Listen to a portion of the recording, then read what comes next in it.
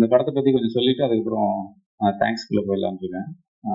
முதல்ல 2வது படம் பண்ணும்போது எந்த ஏரியாவில் நம்ம படம் பண்ணலான்னும் போது கடல் சீஸ்கேப்பை எக்ஸ்ப்ளோர் பண்ணணும்னு முடிவு பண்ணோம். அப்போ நானும் என்னுடைய நண்பர் தோழர் சதீஷ் அவங்க தான் சுற்றிட்டு இருக்கும்போது எங்களுக்கு கிடைச்சது தான் இந்த களம்.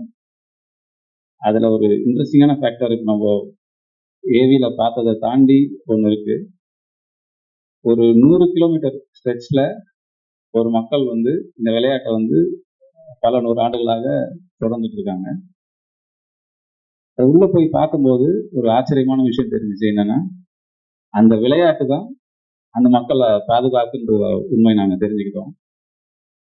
அந்த விளையாட்டை அவங்க விட்டாங்கன்னா அவங்களுடைய வாழ்வாதாரத்தையும் சர்வைகளையும் அவங்க இழந்துடுறாங்க. கதைக்கு அது ஒரு பேஸ்மெண்ட் எங்களுக்கு கிடைச்சிச்சு. ஏன்னா இது இன்ஜினை கைக்கு வச்சுக்கிட்டு ஒரு கேம் விளையாடுறாங்க.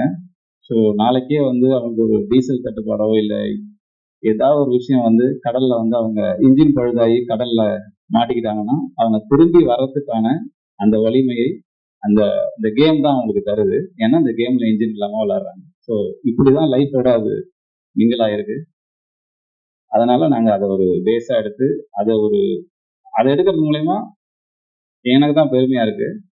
அந்த கேம் எனக்கு எவ்வளவு ஹெல்ப் பண்ண போகுது, அங்க அந்த ஊர்ல இருக்கிறவங்க எல்லாம் எவ்வளவு நமக்கு ஹெல்ப் பண்ண போறாங்கன்னு நினைக்கும் போது ரொம்ப சந்தோஷமா இருக்கு.